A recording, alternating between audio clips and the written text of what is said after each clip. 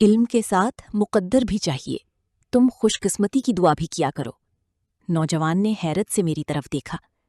میں نے عرض کیا، بیٹا، خلیفہ ہارون الرشید کہا کرتا تھا، مقدر ہمیشہ علم سے بڑا ہوتا ہے، کیونکہ میں نے بڑے بڑے عالموں کو خوش قسمت جاہلوں کے پاس ملازم دیکھا ہے۔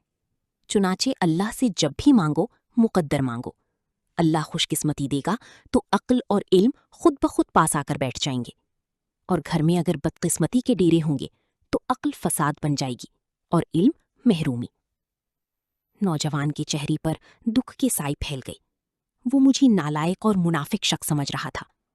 اس کا خیال تھا میں ہمیشہ عقل اور علم کی تلقین کرتا ہوں، لیکن جب اسے مشورے کی ضرورت پڑی تو میں نے اسے میمن اور شیخ برادری کی طرح خوش قسمتی کا درس دینا شروع کر دیا، اور یہ فکری تضاد ہے۔ میں اس کی کیفیت سمجھ رہا تھا۔ میں نے اس سے عرض کیا، میں تمہیں دنیا کی چند لوگوں کی کہانیاں سناتا ہوں۔ ان لوگوں کے پاس عقل بھی تھی، محنت بھی اور علم بھی، لیکن یہ لوگ مقدر سے مار کھا گئے۔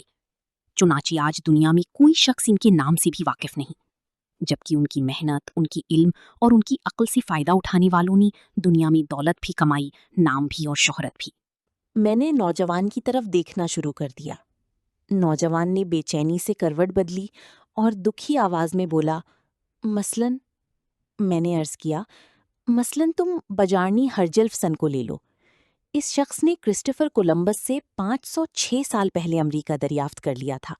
یہ 986 عیسوی میں گرین لینڈ کے لیے روانہ ہوا۔ راستے میں اس کا جہاز سمندری طوفان میں پھنس گیا۔ یہ روٹ سے ہٹا اور امریکہ کے ساحل پر پہنچ گیا۔ طوفان ختم ہوا تو اس نے خود کو عجیب دنیا میں پایا۔ اس کے سامنے چھوٹی چھوٹی پہاڑیاں اور گھنے جنگل تھے۔ یہ نئی دنیا دیکھ کر ڈر گیا۔ اس کے ساتھیوں نے اس سے زمین پر اترنے کی درخواست کی، لیکن بجارنی نہ مانا۔ اس نے جہاز موڑا اور واپس گرین لینڈ چلا گیا۔ اس نے واپسی پر اپنے دوست لیف ایرکسن کو اس عجیب و غریب زمین کے بارے میں بتایا۔ لیف ایرکسن کو تجسس ہوا۔ اس نے بجارنی کا بحری جہاز لیا، اس سے نقشے حاصل کیے اور وہ بھی امریکہ پہنچ گیا۔ لیکن تم قسمت کا ہیر پھیر دیکھو، دنیا آج ان دونوں کے نام تک سے واقف نہیں، اور وہ کرسٹوفر کولمبس جو 1492 میں انڈیا کا نیا راستہ تلاش کرتے ہوئے امریکہ پہنچا، جو مرنے تک نئی دنیا کو انڈیا سمجھتا رہا، دنیا آج اسے امریکہ کا فاتح قرار دے رہی ہے۔ یہ کیا ہے؟ کیا یہ مقدر کا کھیل نہیں؟ نوجوان نے ہاں میں سر ہلا دیا۔ میں نے عرض کیا، تم اب والٹر ہینٹ کو دیکھو۔ اس نے دنیا کو 25 چیزیں دیں۔ اس نے سلائی مشین بنائی، اس نے ریپیٹنگ رائفل بنائی، اس نے فاؤنٹین پین ایجاد کیا تھا، اور اس نے سیفٹی پن بنائی۔ لیکن یہ ایجادات پوری زندگی اس کے لیے مذاق بنی رہیں۔ یہ ان سے ایک وقت کا کھانا نہیں کھا سکا۔ اس نے 1834 میں سلائی مشین بنائی تو لوگوں نے یہ کہہ کر اس کی مشین مسترد کر دی، اس سے درزی بے روزگار ہو جائیں گے۔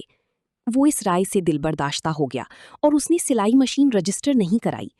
اس نے فاؤنٹین پین بنایا، لوگوں نے اسے کھلونا قرار دے دیا۔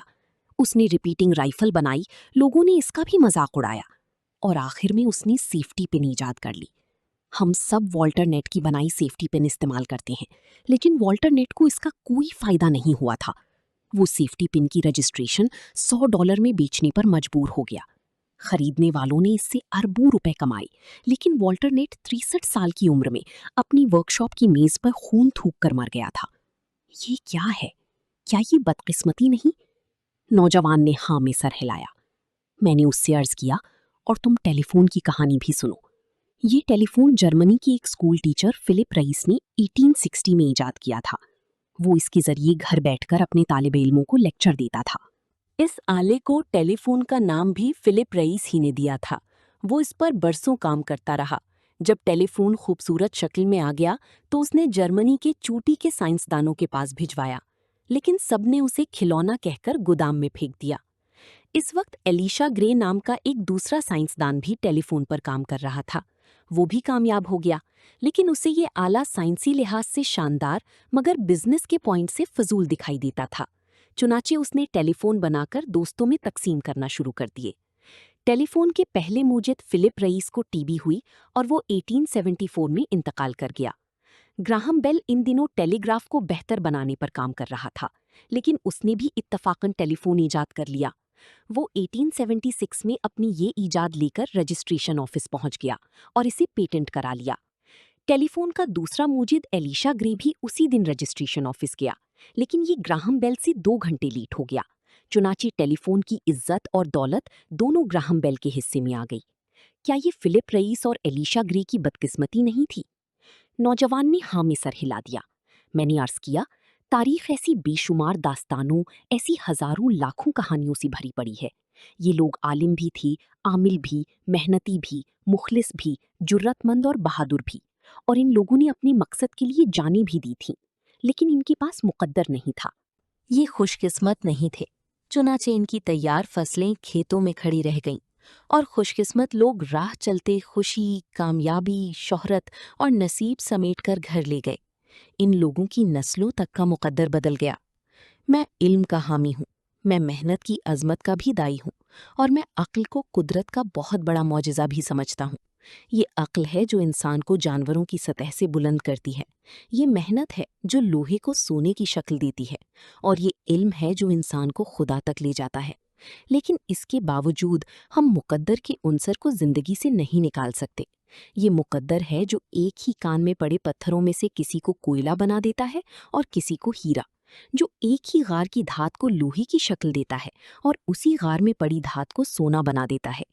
لوہے اور سونے کے فرق اور کوئلے اور ہیرے کی ڈفرنس کو مقدر کہا جاتا ہے۔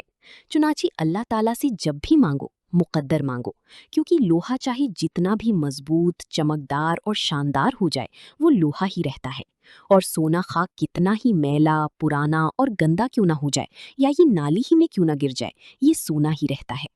دنیا کا کوئی علم، دنیا بھر کی مشترکہ محنت اور ساری خلق خدا مل کر بھی لوہے کو سونے تک ترقی نہیں دے سکتی، اور دنیا بھر کے حاسدین مل کر بھی سونے کو لوہے کے لیول تک نہیں گرا سکتے۔ نوجوان نے میری بات سے اتفاق کیا، لیکن تھوڑی دیر سوچ کر پوچھا، انسان اگر بدقسمت ہو، اگر اس کی سیدھی ہمیشہ الٹی پڑتی ہو، اگر اس کا یکا ہمیشہ ستے سے مار کھا جاتا ہو، اور اس کا بادشاہ اگر ہمیشہ پیادے سے پٹ جاتا ہو، تو اس کو کیا کرنا چاہیے؟ میں نے کہا لگایا۔ نوجوان کی بات واقعی قابل غور تھی۔ دنیا میں آخر بدقسمت لوگ بھی ہوتے ہیں۔ یہ بدقسمت لوگ کیسے زندگی گزاریں؟ یہ کیا کریں؟ یہ دنیا کا مہنگا ترین سوال ہے، لیکن اس کا ہرگز یہ مطلب نہیں کہ یہ کوئی ناقابل حل معمہ ہے۔ آپ بدقسمتی کو خوش قسمتی میں کیسے تبدیل کر سکتے ہیں، اس کا بھی ایک فارمولا ہے، اور یہ فارمولا آسان بھی ہے اور سیدھا بھی، لیکن میں یہ فارمولا آپ کو اگلے کالم میں بتاؤں گا۔ امید ہے کہ ہماری کاوش آپ کو پسند آئی ہوگی۔ برائے مہربانی اس چینل کو سبسکرائب کریں، ویڈیو لائک کریں۔ اللہ تعالیٰ آپ سب کا حامی و ناصر ہو۔